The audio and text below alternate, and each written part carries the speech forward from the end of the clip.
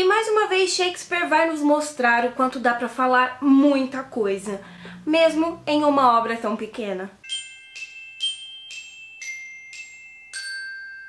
Oi, aqui é a Stephanie, você está no canal Mundos Impressos e no vídeo de hoje eu vou tentar, mesmo que de maneira um tanto quanto sucinta, te dar a análise mais completa desse YouTube sobre Romeu e Julieta. Olha a responsabilidade. A peça mais famosa de Shakespeare vai nos contar a história comum de dois jovens que se apaixonam, com o diferencial que o amor deles é proibido porque ambas as famílias são inimigas. E quando eu falo inimigas, não é simplesmente uma rixa de opiniões. A desavença aqui é intensa porque os membros de cada família ficam inclusive planejando a morte de um e de outro e se vangloriando por isso. Atualmente essa situação estaria fora da realidade. Seria algo surpreendente, mas para entender o motivo do baque dessa obra naquela época, a gente precisa antes voltar no tempo, diretamente para a Era Elisabetana. E o que foi a Era Elisabetana? Basicamente foi a era do Renascimento inglês. A grande era do despertar das artes, digamos assim. Mas para o foco dessa análise você precisa entender antes de tudo que foi principalmente um momento de exploração e expansão exterior. E para expandir e explorar territórios estrangeiros, o que a gente principalmente precisa?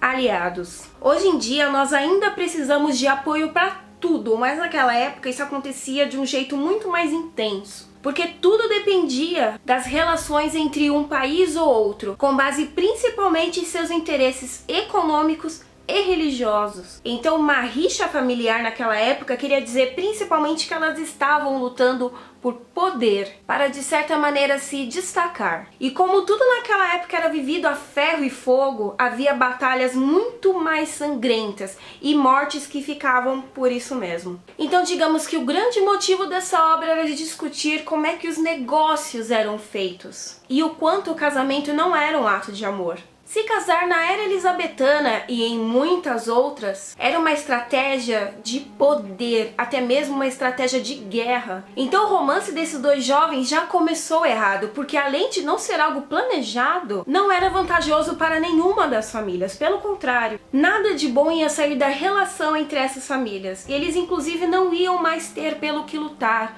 não iam mais ter como disputar poder. E era só isso que importava. Não que hoje tenha mudado muitas coisas, mas os meios são um pouquinho mais diferentes. Só que mais do que conversar com vocês sobre o que historicamente essa obra representa, eu gostaria de entrar num campo mais reflexivo e falar um pouco sobre o estilo dessa peça. Para mim, ela tem uma roupagem absurdamente grega, mas calma que eu já vou te explicar o que isso significa. A cultura grega e romana, apesar de terem a mesma base, elas seguem por caminhos diferentes. No grego, tudo pende para o lado filosófico da coisa, para o lado do destino. Já o que diz respeito à cultura romana, tudo pende para o lado da força, das escolhas. Eu não vou conseguir explicar tudo detalhadamente nesse vídeo, porque senão ele vai ficar enorme, mas caso vocês queiram, eu posso fazer um vídeo à parte explicando as diferenças, principalmente no quesito literatura entre cultura grega e romana. Mas agora o que você principalmente precisa saber é que o teatro inglês se inspirou principalmente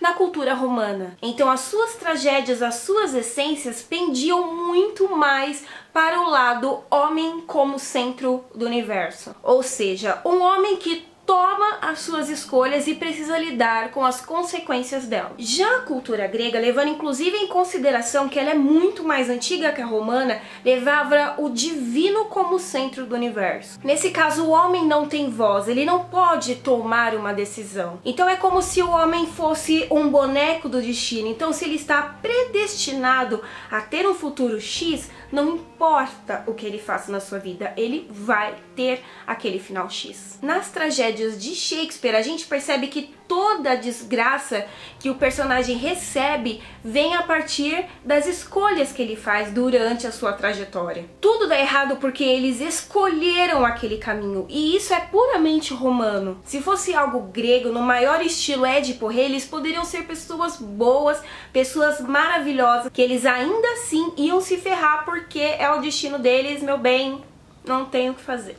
E aonde eu quero chegar com tudo isso? Em Romeu e Julieta eu vejo como uma tragédia, apesar de não considerarem uma grande tragédia de Shakespeare, jovens que normalmente tomam suas escolhas. Eles querem e lutam para ficar juntos mesmo com fatores externos. Então essa história vai pender pro lado romano, que é o que o Shakespeare segue, mas eu queria deixar aqui uma pequena reflexão. Será que mesmo no estilo romano, essa tragédia não tem uma roupagem grega? Porque não importa o que esses jovens façam, eles ainda são vítimas do destino. Daquele destino que a cultura grega diz que não adianta fugir. Entendeu o que eu quero dizer? Eles tentam de diversas maneiras lutar contra isso, eles tentam de diversas maneiras buscar jeitos de ficarem juntos, mas não importa o que eles façam, desde o começo a gente sabe que eles estão fadados a dar errado. As famílias deles são inimigas, eles estão vivendo em uma época de batalha, de luta pelo poder,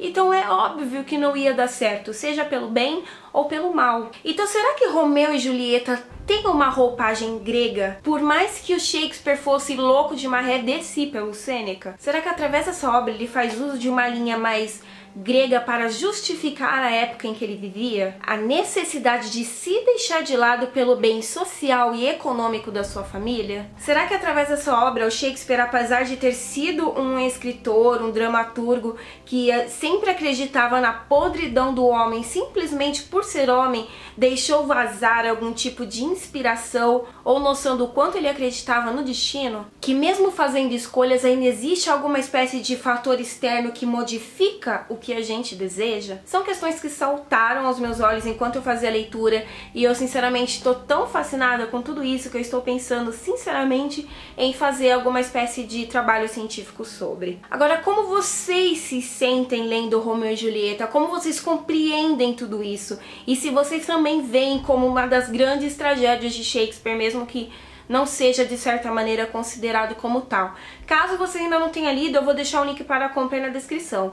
Então leiam por favor e venham conversar comigo, porque esse livrinho aqui, gente, é minúsculo, mas tem tanta coisa para ser discutida aqui, tanta. Lembrando que comprando pelo meu link você ajuda o canal a crescer, mas você também consegue me ajudar clicando aí embaixo no gostei e se inscrevendo no canal para mais vídeos como esse.